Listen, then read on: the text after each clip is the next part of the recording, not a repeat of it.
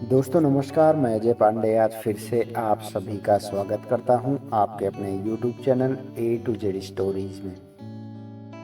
तो दोस्तों आज के वीडियो में हम बात करने वाले हैं संत रविदास जी की। एक बार भगवान अपने एक निर्धन भक्त से प्रसन्न होकर उसकी सहायता करने उसके घर साधु के वेश में पधारे। उनका यह भक्त जाति से चर्मकार था और निर्धन होने के बावजूद भी बहुत दयालु और दानी प्रवृत्ति का था। जब वह किसी साधु संत को नंगे पांव देखता तो अपने द्वारा गांठी गई जूतियां व चप्पल बिना दाम में उन्हें दे देता। जब कभी भी वह किसी असहाय या भिखारी को देखता तो घर में जो कुछ मिलता उसे दान कर देता। उसके इस आचरण की वजह से घर में अक्सर फाका पड़ता था। फाका का मतलब आपस में मतभेद होता था। उसकी इन्हीं आदतों से परेशान होकर उसके माँ बाप ने उसकी शादी करके उसे अलग कर दिया ताकि वह गृहस्थी की जिम्मेदारियों को समझे और अपनी आदत सुधारे।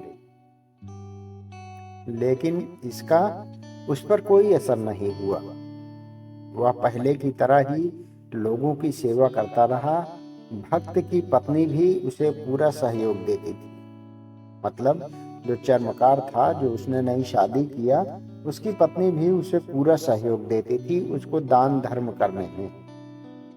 ऐसे भक्त से प्रसन्न होकर ही भगवान उसके घर आए थे ताकि वह उसे कुछ देकर उसकी निर्धनता दूर कर दे तथा भक्त और अधिक जरूरतमंदों की सेवा कर सके। भक्त के द्वार पर साधु को आया देख अपने सामर्थ्य के अनुसार उनका स्वागत सत्कार किया। वापस जाते समय साधु भक्त को पारस पत्थर देते हुए बोले, इसकी सहायता से तुम्हें अथाह धन संपत्ति मिल जाएगी और तुम्हारे सारे कष्ट दूर हो जाएंगे। तुम इसे संभाल कर रखना। इस पर भक्त बोला, फिर तो आप यह पत्थर मुझे ना दें, यह मेरे किसी काम का नहीं है। वैसे भी मुझे कोई कष्ट नहीं है। जूतियां गांठ कर मिलने वाले धन से मेरा काम चल जाता है। मेरे पास राम नाम की संपत्ति भी है जिसके खोने का भी डर नहीं है। यह सुनकर साधु वेशधारी भगवान लौट गए।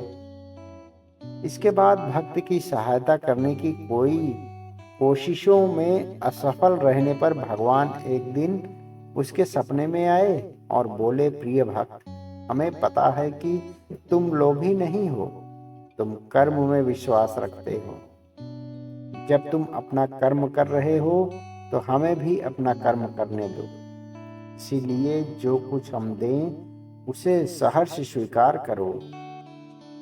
भक्त ने ईश्वर की बात मान ली और उनके द्वारा की गई सहायता और उनकी आज्ञा से एक मंदिर बनवाया और वहां भगवान की मूर्ति स्थापित कर उसकी पूजा करने लगा।